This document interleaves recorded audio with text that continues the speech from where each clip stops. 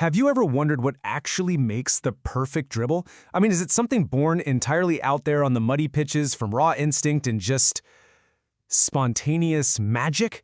Or is it something so incredibly precise, so biomechanical, that it can literally be mapped out, decoded, and calculated by modern science? Well, for over a century now, football fans have absolutely lived for the visceral thrill of watching a wing wizard just completely twist a defender's blood. I mean, think about Sir Alex Ferguson's famous description of a young Ryan Giggs. He said it was like a cocker spaniel chasing a piece of silver paper in the wind. That just perfectly captures it, doesn't it? That electrifying, almost chaotic energy of a player running at top speed, teasing the defense, and operating entirely on pure instinct.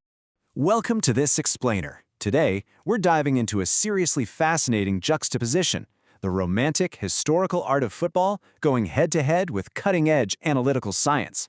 We're going to look at how the greatest dribblers of the past instinctively mastered the very exact things that supercomputers are only just now beginning to understand. Okay, let's dive right into this. We'll start with the magic of dribbling, look at the architects of space, break down the famous Cruyff turn, and then enter the world of 3D pose tracking to uncover the anatomy of a dribble, before finally seeing how instinct is validated by data. Starting with Part 1, the magic of dribbling and the romantic era of football. To really get our baseline for the art of the dribble, we have to look back at its roots. Tracing its evolution, you see it transform from a basic way to evade a tackle into a full-blown offensive weapon. Back in a 1930s reserve game, Stanley Matthews essentially invented the modern drop shoulder, literally veering past defenders without even breaking his stride. Then hit the 1950s, and Garrincha, a guy with a crooked spine and bent legs, brought pure, unadulterated spontaneity and Joga Bonito to the world stage. He was like an angry wasp just constantly stinging the defense. And by the 60s and 70s, guys like Celtics Jimmy Johnstone and Ajax Johan Cruyff, man, they took this to a whole new level. They became true kinetic architects. Which brings us to Part 2, architects of space and manipulating the pitch. When we look at how the dribble evolved from just beating a single guy out on the wing to actually reshaping the entire defensive structure of the opposition, we can contrast two brilliantly distinct flavors of footballing art. On one hand, you've got Jimmy "Jinky" Johnston, a 5'4" street footballer with massive heart. He didn't use strength. He relied on a super low center of gravity, insane balance, and this completely fearless, chaotic energy. He just attacked defenders over and over, destabilizing the whole back line. On the other hand, you have Johan Cruyff. His freedom was structured. He used incredible spatial intelligence, deception, and pure economy of movement. He wasn't just dribbling to show off. Every single step was connected to his teammates in his total football system. Two entirely different styles, right? But both weaponized the ball to force defenders into totally impossible decisions. Moving to Part 3, the Cruyff turn, a defining moment of genius. To really wrap our heads around how this kind of art forces those impossible decisions, we just have to look at one of the most iconic moves in sports history. Picture it. 22nd minute, 1974 World Cup group stage against Sweden. Johan Cruyff is tightly guarded by defender Jan Olsson. So what does he do? He fakes a pass, totally forcing Olsson to commit his weight. Then, in an absolute flash, he drags the ball behind his standing leg, whips around 180 degrees, and accelerates away. It's crazy.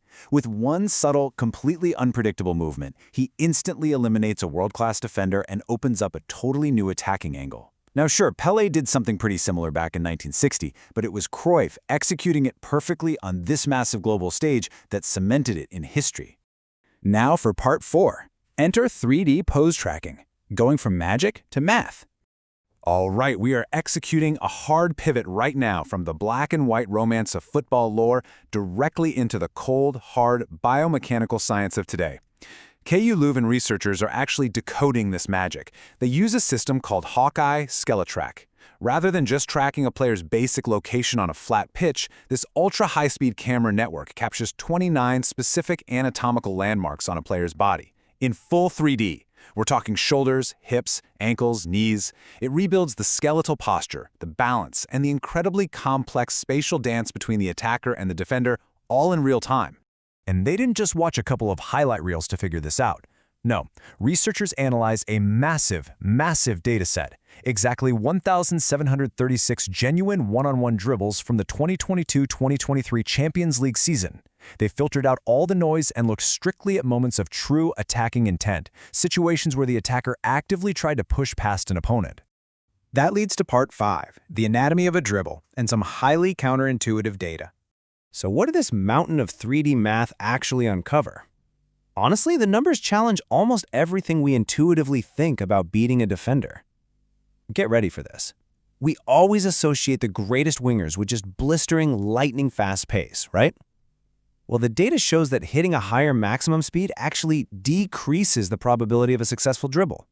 And the exact same thing goes for extreme acceleration. Seriously, why? Because when you accelerate too fast or hit your absolute top speed, keeping close control of the ball gets nearly impossible. Your risk of losing possession just skyrockets. Oh, and get this. The amount of micro touches a player takes per second, the data says it barely has any effect at all on the outcome. Now, what actually does matter is fascinating. By looking at the metrics that measure impact, we see that the single most important factors are all about posture and balance.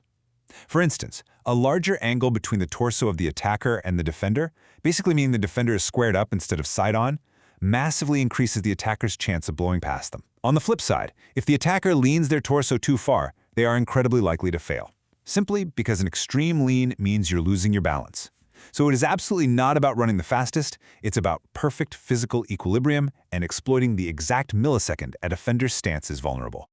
Bringing us to part 6, instinct validated by data. Math proves the magic. So, let's bring this explainer full circle. The most crucial takeaway here is that modern biomechanical science is perfectly, 100% validating the raw instincts of the absolute greats. The AI tells us that an optimal torso lean and perfect balance are vital, which maps flawlessly to Jimmy Johnstone's famous 5'4" frame and elite low center of gravity. The AI tells us that exploiting a defender's stance is everything, which is exactly what Johan Cruyff was doing when he faked that pass in '74, forcing the defender to commit his weight before spinning into the open space. And while absolute top speed causes failure, having a relative speed advantage in that one split second guarantees success, validating the explosive, calculated changes of pace both those guys used. Math is literally proving the magic. Which leaves us with this final, provocative thought. We've just seen that the chaotic genius we romanticize from the 1960s and 70s was actually just players executing flawless biomechanical mathematics entirely on the fly. So if supercomputers and 3D post-tracking can decode the perfect dribble today, how much of sports is still genuinely unteachable art, and how much of it is just waiting to be mapped by science? Thank you so much for joining me for this explainer. Keep watching, keep questioning, and I will see you next time.